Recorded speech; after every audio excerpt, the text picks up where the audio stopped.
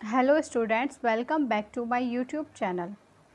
बेटा, इस क्लास में हम देखेंगे माइक्रोस्पोरेंजियम फर्दर डेवलप होकर पॉलन सैक बना लेता है। ऐसा क्यों होता है? क्योंकि माइक्रोस्पोरेंजियम में पहले माइक्रोस्पोर बनते हैं, वही माइक्रोस्पोर फर्दर डेवलप होकर पॉलन ग्रेन्स बना लेते हैं। तो अब जहाँ वो रहते हैं उसे हम पॉलन सैक कहते हैं। Structure of microsporangium. माइक्रोस्पोरेंजियम का स्ट्रक्चर के बारे में बात करते हैं। In a transverse section a typical microsporangium appears near circular in outline. तो जब हम एक माइक्रोस्पोरेंजियम का ट्रांसवर्स सेक्शन लेते हैं तो हम देखते हैं कि माइक्रोस्पोरेंजियम में आपको एक सर्कुलर आउटलाइन शो होती है। उसके पास it is generally surrounded by 4 wall layers, जो कि सराउंडेड होती हैं 4 बॉल लेयर्स से। First is epidermis, second is endothelium, third is middle layer and fourth is tapetum. The outer 3 wall layers perform the function of protection and help in dehiscence of anther to release the pollen. अब ये क्या बात चल रही है कि जब आप माइक्रोस्पोरेंजियम का ट्रांसवर्स सेक्शन करते हैं तो आपको 4 वॉल लेयर्स दिखती हैं। First is epidermis, second is endothecium, third is middle layer and fourth is tapetum. Epidermis, endothecium and middle layer, ये 3 लेयर्स हेल्प करती हैं जब एंथर से पॉलन ग्रेन रिलीज होते हैं। और जो आपकी टैप्टम है, इनर मोस्ट लेयर, ये नरिशमेंट प्रोवाइड करती है पॉलन ग्रेन्स को। तो बेटा, हमने क्या देखा, जो 3 लेयर्स हैं वो क्या करती हैं, हेल्प करती हैं dehiscence of anther to release the pollen. Pollen जब रिलीज होता है एंथर के बस्ट होने से, फटने से, तो उसमें हेल्प कर रही हैं आपकी ये 3 लेयर्स। लेकिन जो टैप्टम है वो हेल्प करती है to provide the nourishment of pollen grains. Cells of the tapetum possess dense cytoplasm and generally have more than 1 nucleus. तो इसमें क्या कहा जा रहा है, जो आपका टैप्टम है वो उसमें उसका डेंस साइटोप्लाज्म होता है और उसमें एक से ज़्यादा न्यूक्लियस प्रेजेंट होते हैं।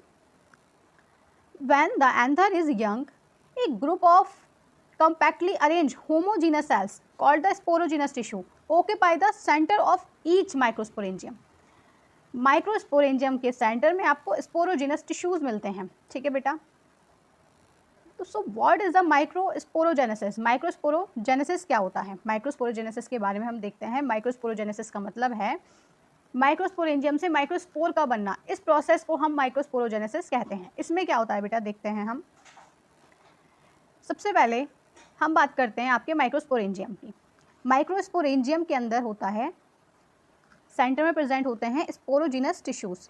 अब आपको पता है कि ग्रुप ऑफ सेल्स मिलकर टिश्यूज बनाते हैं। तो अब इन स्पोरोजिनस टिश्यूज में किस टाइप की सेल प्रेजेंट होती हैं?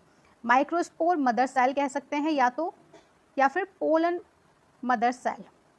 ये आपके प्रेजेंट होते हैं स्पोरोजिनस टिश्यूज में। ठीक है बेटा, माइक्रोस्पोरेंजियम जिसमें स्पोरोजिनस टिश्यूज़ हैं, स्पोरोजिनस टिश्यूज़ में माइक्रोस्पोर मदर सेल या फिर पोलन मदर सेल, माइक्रोस्पोर ही मेच्योर होकर पोलन ग्रेन्स बनाते हैं। तो इसलिए हम इसको पोलन ग्रेन मदर सेल कह रहे हैं। अब ये पोलन मदर सेल में जब क्या होगा, मियोसिस होगा, मियोसिस होती है तो 4 माइक्रोस्पोर आपके बनते हैं। ये 4 माइक्रोस्पोर आपस में एसोसिएट रहते हैं।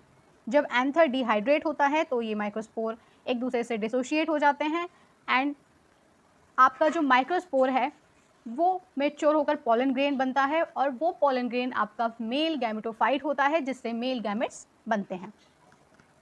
ठीक है बेटा, तो हमने क्या देखा कि माइक्रोस्पोरेंजियम के अंदर स्पोरोजिनस टिश्यूज़ होते हैं।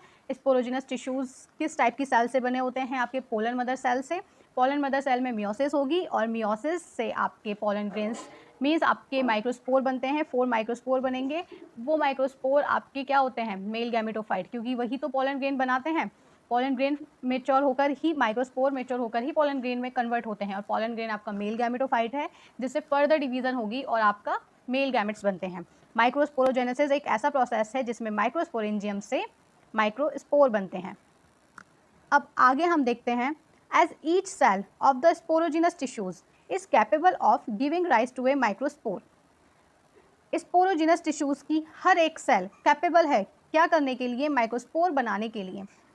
Each one is potential pollen or microspore mother cell. The process of formation of microspores from a pollen mother cell through meiosis is called microsporogenesis. तो बेटा ये हम देख चुके हैं कि माइक्रोस्पोरेंजियम में आपके स्पोरोजिनस टिश्यूज़ हैं। स्पोरोजिनस टिश्यूज़ में किस टाइप की सेल होती हैं? आपकी पॉलन मदर सेल या फिर माइक्रोस्पोर मदर सेल, जो कि हर सेल कैपेबल है स्पोरोजिनस टिश्यूज़ की क्या करने के लिए? माइक्रोस्पोर बनाने के लिए।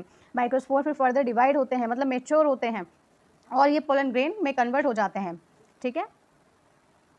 The microspore as they are formed are arranged in a cluster of 4 cells. The microspore tetrad. As the anther mature and dehydrate, the microspore dissociate from each other and develop into pollen grains. जो आपके microspore होते हैं ये tetrad form में बन जाते हैं। Anther जब मेच्योर होता है और डिहाइड्रेट होता है तो ये माइक्रोस्पोर डिसोशिएट हो जाते हैं and each other and develop into pollen grain, और हर एक माइक्रोस्पोर पोलन ग्रेन में डेवलप हो जाता है। Inside each microsporangium several thousand of microspores or pollen grains are formed that are released with the dehiscence of anther। ठीक है। pollen grains क्या होते हैं बेटा?